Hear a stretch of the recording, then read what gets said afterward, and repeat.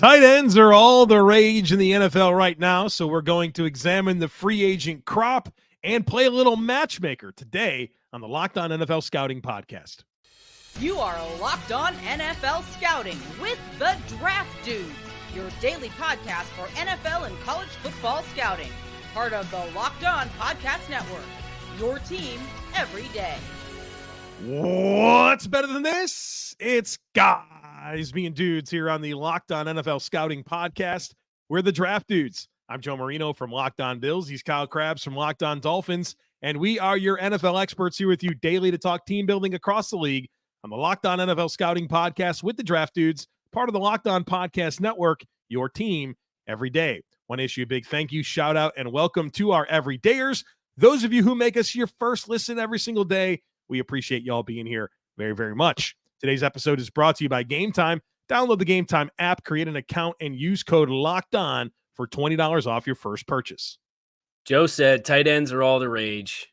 So here we are, and we're going to spend less time talking about this free agent class than any other position on the docket. Listen, there's truth to that. Like, have you been studying some of the trends with personnel groupings and the uptick in heavy personnel, two backs, 2-3 tight ends? It's definitely the pivot, right? Like, the NFL went spread on offense. Defenses said, okay, we're going to play nickel all the time. We figured you out a little bit there. Offenses are saying, well, here's a bunch of big people. Try to defend them with little people, and you have to be uncomfortable. And so we're very much in this transition, man. Look at these best offenses in the league. 49ers, Dolphins, Ravens, Lions, Bills, Chiefs. They're all 30 to 70% heavy personnel. So, this is happening. Miami's 21 personnel, so two back. Usage on first down, I think it was 46% this year. You better be able to play some fullbacks, tight ends. You got to do it, man. It's part of the deal. We're back. Kansas City on the stretch run. They said, you know what? Everything we're just going to be 13 personnel. We're going to run you over. Yeah, our offensive tackles stink. All right. Right. So we're going to help a little help. A lot. And we're going to challenge you to play defense. Like they said, the Bills, you're going to play nickel every single snap. No matter what. Nickel, Eat no matter this. What. That's what they said. Eat this. And they did. So all that to say, this tight end class, however, it's not great. Is slim pickings. And look, tight end's a weird position in general because the vast majority, I know we're coming off Sam Laporta doing astounding things as a rookie. The vast majority of tight ends that come into the league, it takes 3-4 years to learn how to do the requisite skills at a baseline level when you have to be a blocker and you have to be a pass protector and you have to be somebody who can play in space and detach from the set and run routes and hopefully have a little man coverage upside. Although, that you look at where tight ends, the vast majority of tight ends get the vast majority of their yards, they are generally speaking big bodies in holes in zone coverage underneath. Mm-hmm. But drafting tight ends and them coming in and hitting the ground running, you're seeing some guys that do it, but the vast majority, they take a year or two. Mm-hmm. So if you're looking to upgrade the tight end position, you say, okay, let's look at this year's draft class. Who do we think we have? Okay, well, 90% of those guys need a couple years. Then you look at the free agency class and you say, oh, okay, there's 1, 2, 3, 4, 5, 6, 7 tight ends available who played for more than $2.5 million this past season or on their most recent contract. And 1, 2, 3, 4 of them are over the age of 30. So it's just this really weird. And I think that's why you see a lot of short-term deals with the tight ends, generally speaking, because I see a lot of names that were in last year's free agency class. Yeah, and unfortunately, you look at last year, and it wasn't. I mean, Schultz was a good signing for Houston for sure, but wasn't Hayden Hurst like the big ticket tight end, and that's not looking strong right now with Carolina. Was Josh Oliver got a big deal? Who's going to be the Josh Oliver of this class that's going to get $7 million per? And you're like, what happened here? Mm-hmm.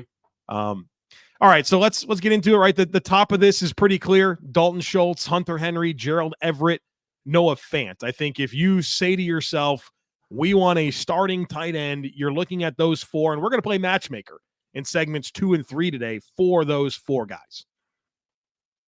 Yeah, that's really where the money lies. Obviously, Hunter Henry got the supersized contract from New England. Schultz signed the 1-year deal for 6.25 from Houston. Gerald Everett played his last contract on a $6 million per year contract.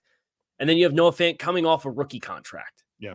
And that's kind of the group of four where there's been receiving production, but there's maybe still some upside. I think Dalton Schutlz has kind of maxed himself out between his last year in Dallas and what he was for Houston this past year. But that's kind of the guy that I look at and say, okay, if you want a plug and play at this stage who can be a volume receiver. I mean, he's caught 78, 57, and 59 passes for 18 touchdowns the last 3 seasons, and then 63 4 seasons ago.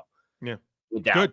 So that's your high floor, fairly impactful ceiling player, I think. I think there's lower floor, higher ceiling player in Noah Fant. Yeah. But Hunter Henry, I just think at this stage of his career, I'd rather have Schultz as a little bit of a younger player, particularly when you consider how consistent that production's been.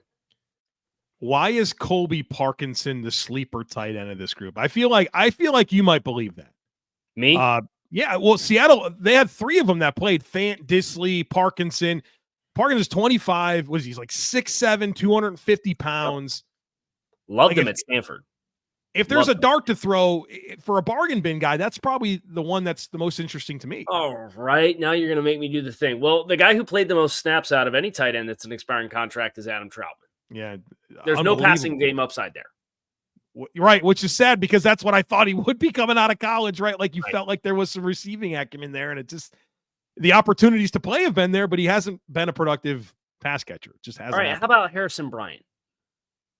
Yeah, you want to throw a dart at somebody. He's coming off. He's on that contract. list. He's been behind Njoku, kind of a move piece player, different player than Parkinson, right?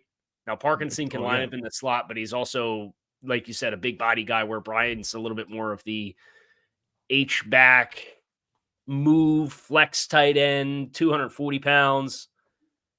I think there's some upside to tap into there, and he's kind of gone through that requisite learning curve of 3-4 years in Cleveland, where I think that'd be a guy I'd be willing to bet on, depending on what I was looking for too. What about Charlie Warner here as a guy that played almost 30% of the snaps for San Francisco and didn't have much volume, but as you think about the spread of Shanahan offenses, is he going to be an attractive player? Because I know that you have talked a lot about winning the edge in the wide zone game in that style of offense. Are there blockers here that maybe aren't going to go out and catch 30, 40, 50 balls, but do prevent value as a 30+% of snaps guy that can come in and fill a very, very valuable blocking role? Yeah, I think there's high floor players. I mean, dude, at the same time, Mercedes Lewis can still go a little bit. He played 40. Kyle Crabbs is 40. It's 40. I understand that. But if you sign him on a 1-year deal, I'd rather have it than some of these other guys, knowing if I'm going to sign him to be a blocker. Trayvon Wesco is kind of like that too, right? Yeah. I'll tell you a name to watch. I saw Spot Rack did the all 2024 bubble team, which was veterans who may end up getting cut. Mm-hmm.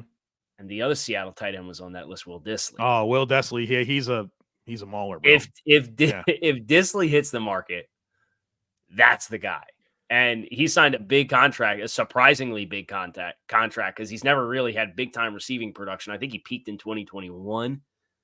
But that would be that guy. But the hard part is nobody's really going to trade for that because of the cash that he's owed. And you'd have to cut him to get him on the market. The Bengals, the Seahawks, and the Patriots, I'm pretty sure all of their tight ends are expiring contracts. Like literally for all 3 of those teams. Not a single one's coming back. If in the case of if Disley were to go in Seattle, and they're not like tight on cap, they don't have to do that. If, they could bring him back, but talk about some potential big overhaul. Even the Chargers, a couple of their guys, right, with Everett and Nick Vannett. I don't think they still have Parham around, but I feel like there's a weird amount of like multiple tight ends from one team that could be on the move this year. Yeah. Oh, I mean, we'll get into it with Hunter Henry, but I just what's the merit in marrying yourself to a lot of these guys. I think there's so much interchangeability once you get past the first 7, 8, 12 names. And I think that's what makes it hard, is to be like, all right, I'm going to sign this guy for $1.2 million this year, and then he can go, and then I'll sign the next guy for $1.2 million and just keep churning them out. All right, let's play Matchmaker. Let's figure out the best fit for guys like Dalton Schutlz and Hunter Henry. We'll do that here in just a moment, so be sure to stick with us. You shouldn't have to worry when you're buying tickets to your next big event. Well, you don't have to, because Game Time's here for you. And it's the fast and easy way to buy tickets for all the sports, music, comedy, and theater events near you. They've got killer deals on last-minute tickets, all-in prices. They give you a view from your seat and a best price guarantee. I mean, Game Time takes the guesswork out of buying tickets. The app is awesome, easy to navigate. They give you flash deals, which are fun. Plus, when you buy tickets, they send them straight to your phone, so you don't have to dig through emails to find them. So snag the tickets without the stress and download the Game Time app. Create an account and use code LOCKEDON for $20 off your first purchase. Terms apply. Again, create an account and redeem code LOCKEDON.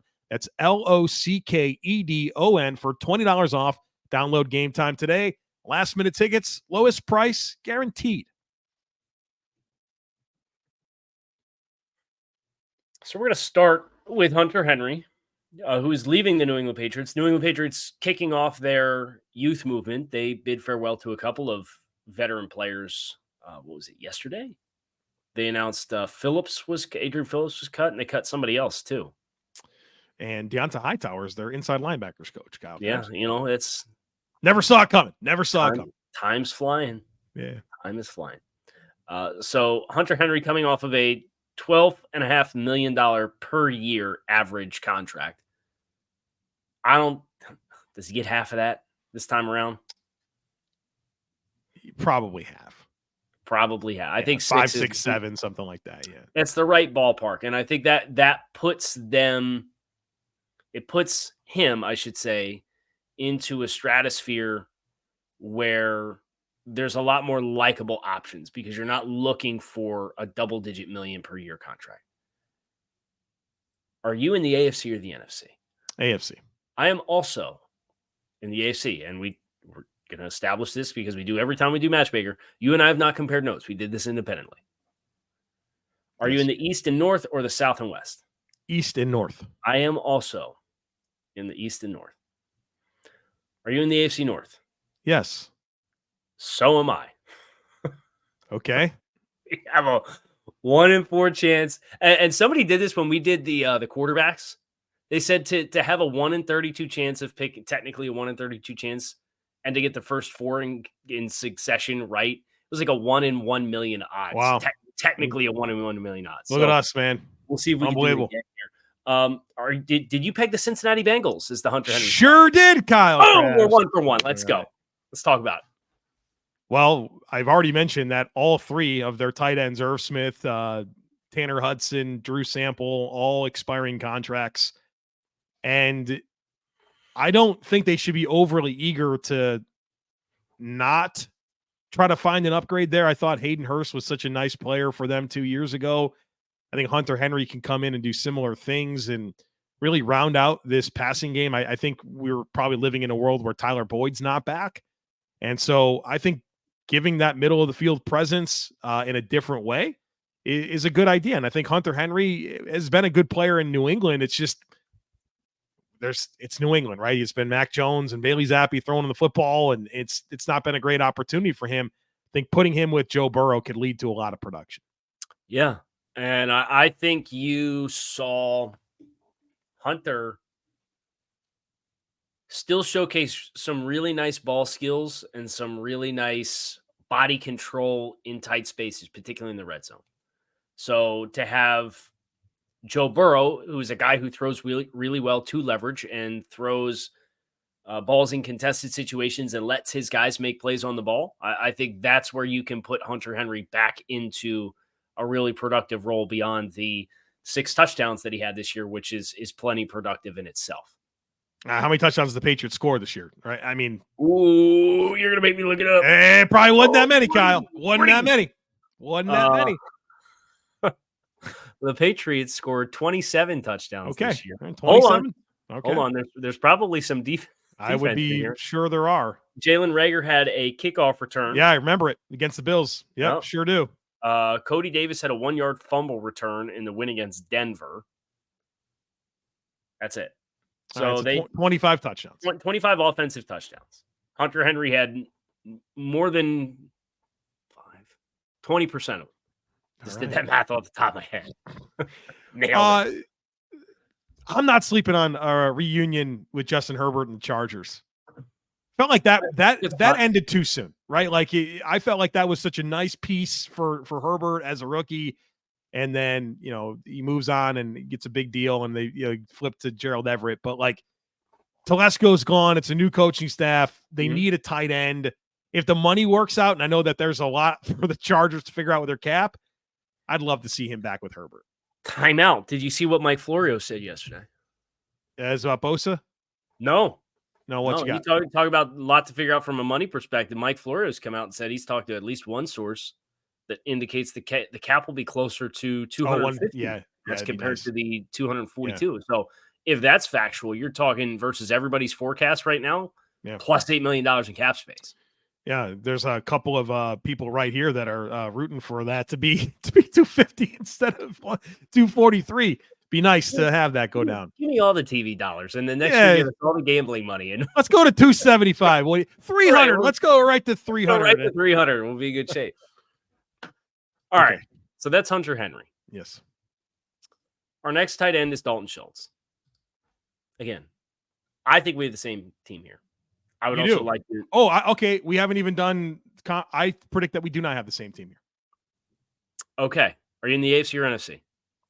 NFC. Or you're an absolute coward. He needs to go back to Houston.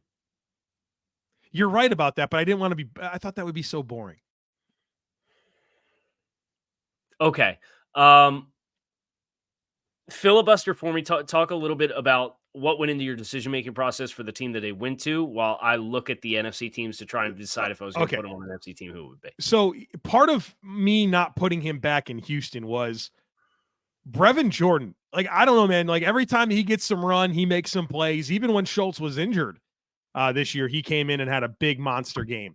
So not that Houston is cap restricted. If they want Dalton Schutlz back, they should bring him back. And I'm not sure that it's going to be more than the contract that he just paid on. So I can definitely see that. But there was another team that, I don't know, I just really kind of felt good about this one. Washington. Yeah, it's Washington. Okay. I feel like they need some good players. Dude, it's been a minute. It's been a minute since we've had some tight end. I know Logan Thomas has had his moments, but he's always hurt. John Bates is not, to me, the future of the tight end for Washington. But as a team that I anticipate picking the quarterback number 2 overall, and Cliff Kingsbury coming in. And remember when Cliff was with Arizona, like, they wanted to figure out tight end, right? Zach Ertz, Trey McBride, like this felt important for him, right? And I think Dalton Schultz and kind of what he meant for CJ Stroud as a rookie would be great for whatever player Washington picks at number 2. So that was a lot of my thought process. Like, cap dollars exist here.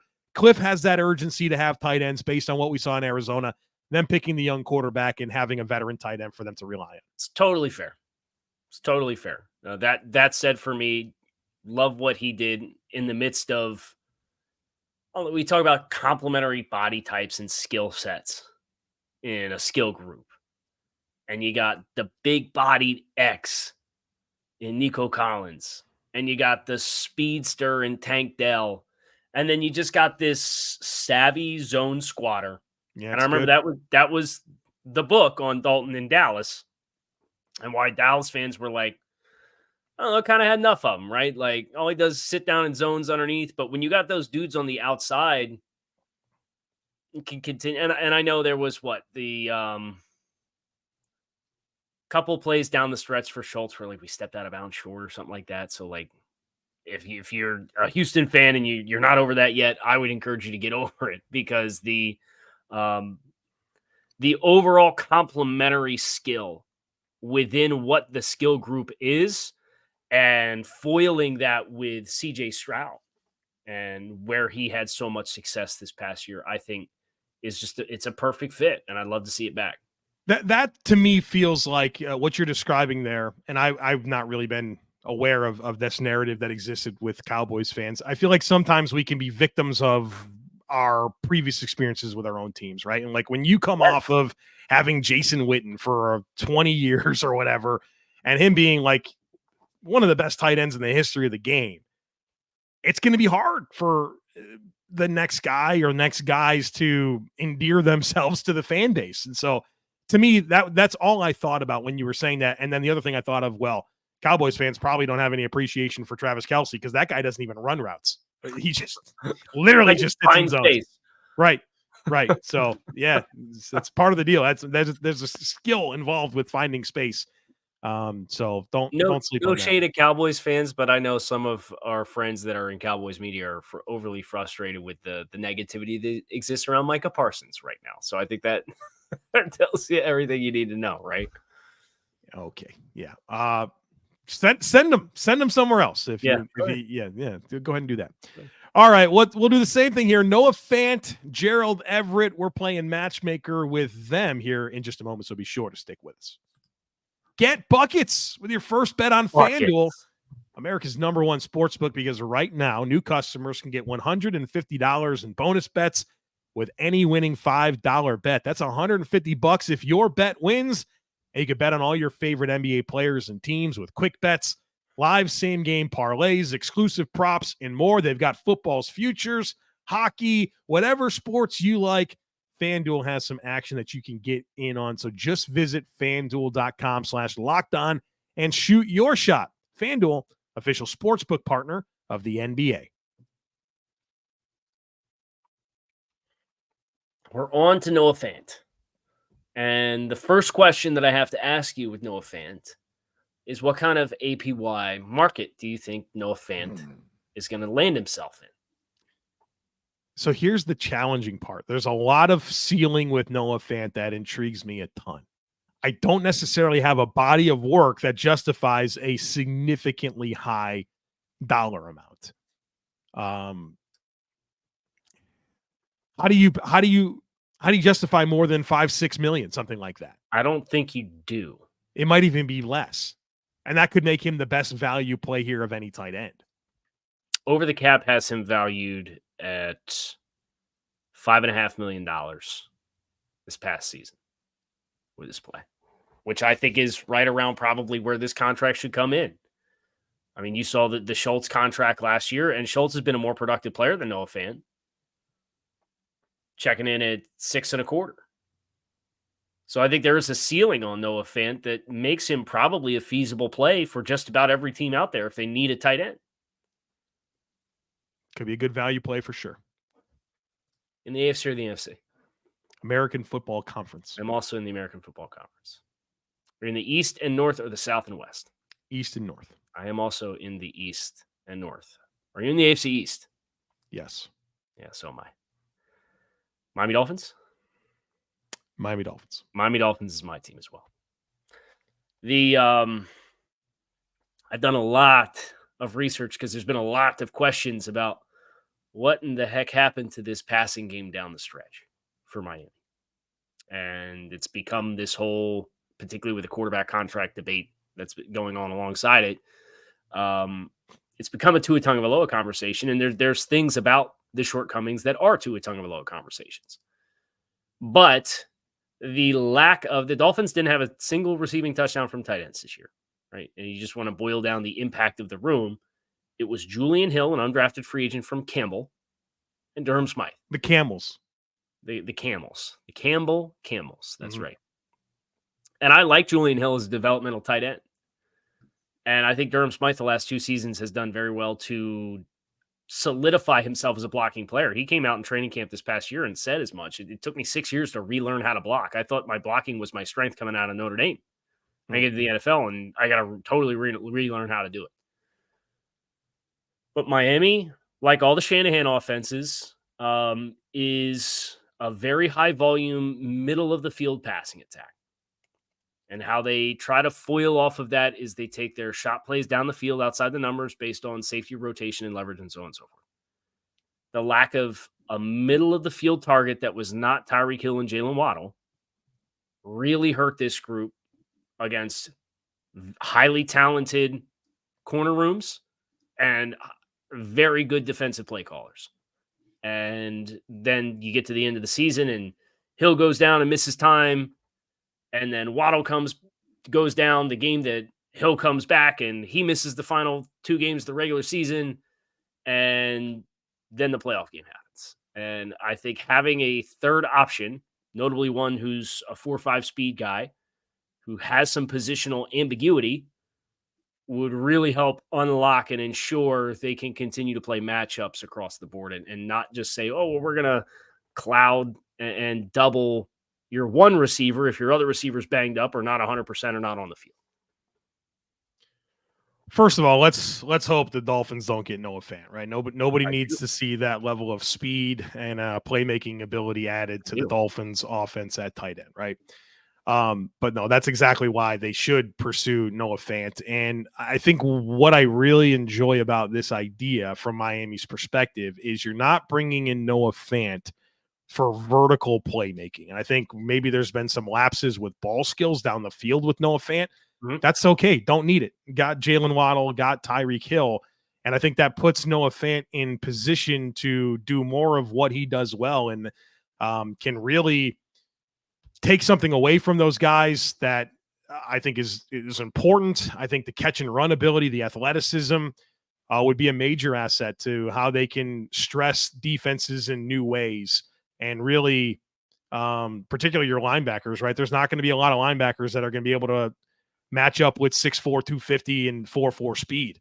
And so I think he's the exact type of player that Miami should be looking to add, especially when you consider the value component of the deal. Like we talked about, because this is potentially around a $5 million a year player that kind of fits into where Miami's at with their cap position. And I think it'd be a great way to, like, that's the challenge when you're tight on cap. This is the world I'm living into. Not only do you need to fill holes, but you also want to get better at the same time. I feel like Noah Fant's kind of a guy that can achieve that for Miami. Yeah, for sure. So let's go to Gerald Everett as our last frontier here on the show. And I had a hard time with Gerald Everett finding a spot that I really loved. He's coming off playing for the Chargers. I do not have going back to the Chargers. I will say that. Not neither. So you're in the AFC or the NFC? AFC. You're in the AFC. Okay. Are you in the North and South or the East and West? Why do they do it that way? It's East and North and then South and West. It's the way I've done it the entire time, so I didn't want to do any funny business there. Right into the best. It's Southwest. Okay. I'm intrigued. Are you in the South or the West? South. I'm also in the South. It's not the same team. It's not.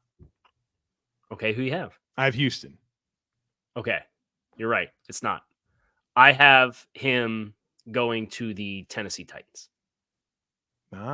You don't like what? Why do you hate Chig Okonkwo, Kyle? I don't hate Chig, but we went over in wide receivers talking about kind of their pass catching group in its totality. And we just got done saying that having multiple tight ends kind of creates some of the personnel matchups. And I think Tennessee has a unique opportunity with Levis and Tyjae Spears and DeAndre Hopkins. If you have two really